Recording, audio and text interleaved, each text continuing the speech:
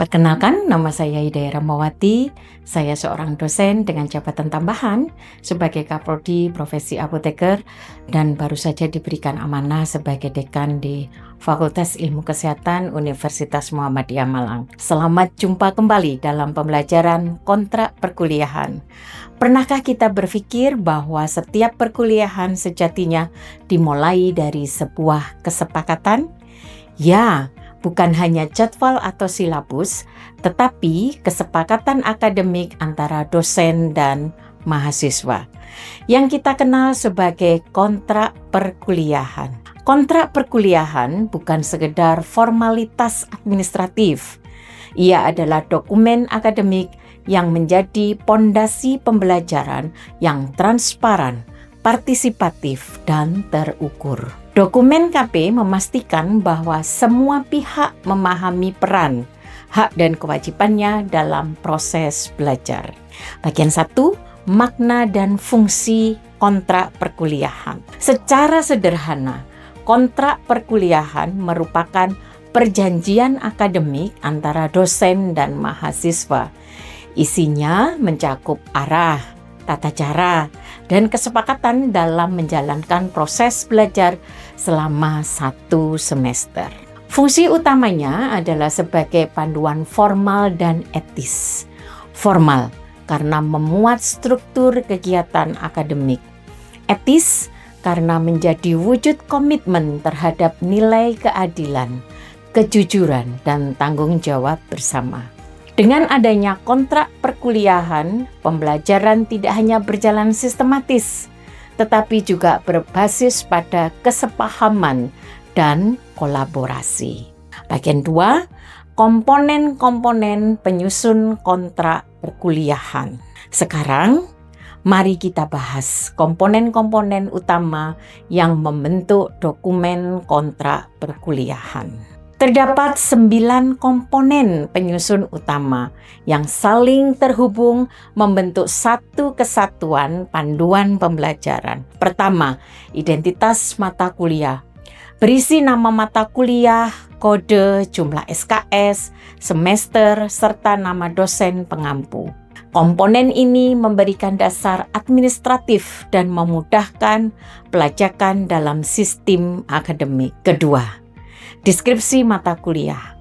Menjelaskan secara ringkas apa yang akan dipelajari, ruang lingkup materi, dan keterkaitannya dengan profil lulusan. Bagian ini membantu mahasiswa memahami relevansi dan konteks pembelajaran. Ketiga, capaian pembelajaran mata kuliah atau CPMK. Komponen ini mendeskripsikan kemampuan, sikap, dan keterampilan yang harus dikuasai mahasiswa setelah mengikuti perkuliahan. CPMK menjadi arah utama yang menentukan desain kegiatan dan evaluasi. Keempat, materi pokok dan rencana pembelajaran. Berisi daftar topik yang akan dibahas tiap pertemuan, lengkap dengan alokasi waktu dan strategi pelaksanaan. Inilah bagian yang menunjukkan rencana perjalanan belajar mahasiswa selama 1 semester. Kelima, metode dan strategi pembelajaran. Menjelaskan pendekatan dan aktivitas yang digunakan, seperti diskusi, studi kasus, proyek, atau pembelajaran berbasis masalah. Pemilihan metode harus selaras dengan capaian pembelajaran dan karakter mahasiswa. Keenam, sistem dan bobot penilaian. Menjelaskan bentuk asesmen, komponen penilaian, serta persentase bobot nilai. Tujuannya agar proses evaluasi berjalan objektif dan transparan. Ketujuh, aturan dan etika akademik. Memuat ketentuan tentang kehadiran, keterlambatan, plagiarisme, dan integritas akademik. Bagian ini penting untuk menumbuhkan budaya, disiplin, dan kejujuran.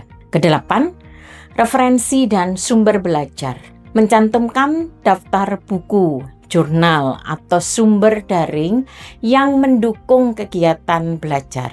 Referensi membantu mahasiswa mengeksplorasi pengetahuan lebih luas. Dan kesembilan, kesepakatan dan komitmen bersama, menegaskan bahwa dosen dan mahasiswa berkomitmen untuk melaksanakan kontrak ini dengan penuh tanggung jawab. Bagian ini menjadi simbol kolaborasi dan saling menghargai dalam proses akademik.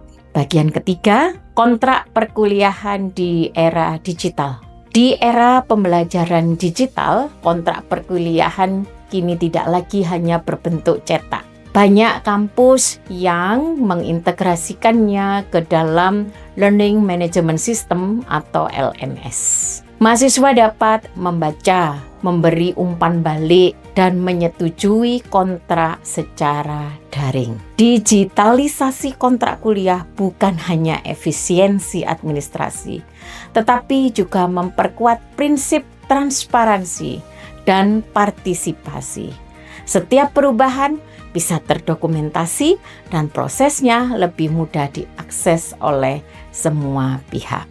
Rekan-rekan pendidik hebat yang saya banggakan, kontrak perkuliahan bukan sekedar dokumen, melainkan pondasi nilai-nilai akademik, transparansi, tanggung jawab, dan keadilan. Dengan memahami setiap komponennya, kita memastikan proses pembelajaran berlangsung lebih terarah, inklusif, dan profesional. Mari jadikan kontrak perkuliahan sebagai jembatan komunikasi antara dosen dan mahasiswa yang menumbuhkan budaya akademik yang berintegritas dan kolaboratif. Karena pada akhirnya pembelajaran yang baik dimulai dari kesepakatan yang bermakna. Sampai jumpa pada sesi berikutnya. Salam sukses dan berkah untuk semuanya.